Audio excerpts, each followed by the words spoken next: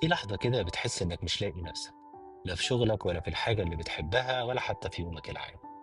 تصحى كل يوم كأنك داخل سباق مش عارف أنت هتخرج منه إمتى، وكم الحاجات المتراكمة حواليك بقت عاملة زي الجبل. كل ما تبص له تحس إنك بقيت أصغر وأضعف. بس خلي بالك، ده صوت عقلك الباطن اللي بيقولك أنا مرهق. مرهق على فكرة ومحتاج راحة حقيقية، مش حاجات فيزيكال، لأ، دي حاجات ذهنية ونفسية. في علم النفس على فكرة الشعور ده اسمه البيرن أوت أو الاحتراق النفسي. وده شعور مش مجرد تعب أو ملل، دي حالة بيحصل فيها خلل في كيمياء المخ على فكرة، نتيجة ضغط متراكم ومستمر بدون تفريغ. دكتور كريستينا مسلش، واحدة من أهم الباحثين في المجال ده، بتقول إن في 3 مؤشرات مهمين جدا للاحتراق النفسي. واحد، الإجهاد العاطفي، حاسس إنك فاضي من جوه. اتنين، الانفصال عن الشغل، شغلك ما بقاش ليه طعم. تلاتة، انخفاض الشعور بالكفاءة، حاسس إنك مش نافع في حاجة رغم إنك بتعمل مجهود جبار. وده على فكرة بالظبط اللي بيوصف جملتك اللي بتقول فيها إنك مش لاقي نفسك. طيب خلينا نفهم إيه أسباب الشعور ده. أسباب الشعور ده أول حاجة هو الجهاز العصبي. الجهاز العصبي مش لاقي فرصة يرتاح. والجسمنا على فكرة فيه نظامين عصبيين مهمين. واحد اسمه السمباثيك سيستم، وده نظام الطوارئ اللي بيشتغل أوقات الضغط والتوتر. وتاني نظام اسمه البارا سمباثيك سيستم، أو نظام الراحة والتعافي. الشخص فينا لما بيفضل في حالة شغل وقلق ومهام متكررة، الجهاز العصبي بتاعه بيبدأ شغال على وضع الإنذار طول الوقت. وده بيخلي الجسم والعقل يدخلوا حالة إجهاد مزمن.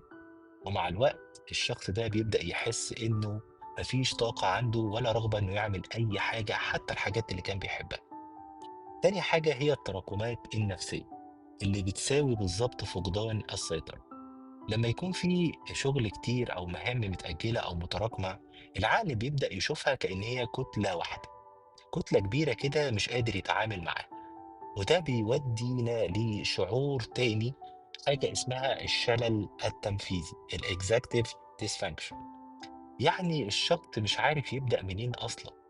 الإحباط التراكمي ده على فكرة كل مرة مش بيخلص الشخص حاجة أو مش بيخلص حاجة، بيتولد عنده إحساس بالفشل وعدم الجدوى. وده مش كسل على فكرة، ده عقل مرهق مش قادر يختار فين الأولوية اللي هيبدأ بيها. تالت حاجة هو غياب الدافع النفسي. الإنسان محتاج دايما يحس إن ليه معنى وهدفه اللي بيعمله دوت، ليه معنى. نفسه يحس بتقدير من اللي حواليه، نفسه يحس بإنجاز حقيقي. لو ال3 حاجات دول مش موجودين بيبدأ يحصل إيه؟ بيبدأ يحصل عند الإنسان ده حاجة اسمها تبلد نفسي، فقدان الحماس حتى للحاجات اللي كان بيحبها.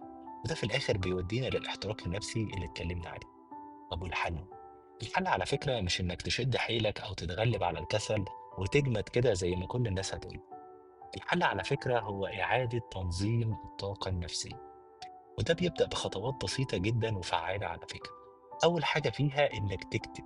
اكتب كل الحاجات اللي وراك في ورقة، مش علشان تتخض منها من كم الحاجات اللي هتكتبها، لأ، علشان تبقى شايفها كلها قدام عينيك وتقدر ترتبها. تاني حاجة، قسم كل الأجزاء دي لأجزاء صغيرة جدا، وابدأ بأبسط حاجة فيها. تالت حاجة، ركز على الإنجاز مش على الكم اللي أنت هتخلصه. وكل ما تخلص حاجة مهمة ادي لنفسك كريدت. رابع حاجة، اعمل لنفسك ريست يومي كده حتى لو 10 دقايق. 10 دقايق كده مزيكا، تأمل، حتى لو كوباية شاي في البلكونة من غير موبايل. على فكرة مشكلتك مش إنك ضعيف، مشكلتك إنك تحملت أكتر من طاقتك ولسه بتحاول، وده في حد ذاته قوة مش ضعف. وخليك دايما فاكر إنك تستاهل تبقى بخير. سلام.